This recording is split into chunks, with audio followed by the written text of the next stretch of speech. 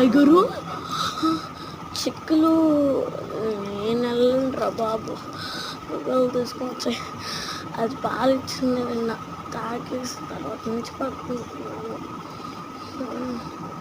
ఇలా పడుకున్నాను. Bye.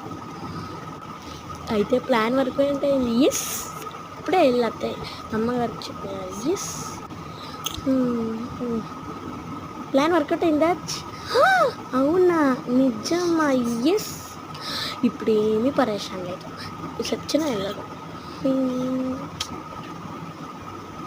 Madam వేరే ప్లాన్ ఉంది మా దగ్గర. ఎందుకు?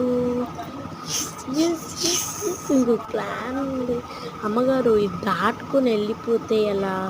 అయ్యో పిచ్చమ్మగారు, ఈ పాలు మాంసం కక్కేస్తే మొత్తం విషయం వచ్చేస్తుంది. ఇప్పుడు మనం వేరే ప్లాన్ చెప్తాను, ఆగండి.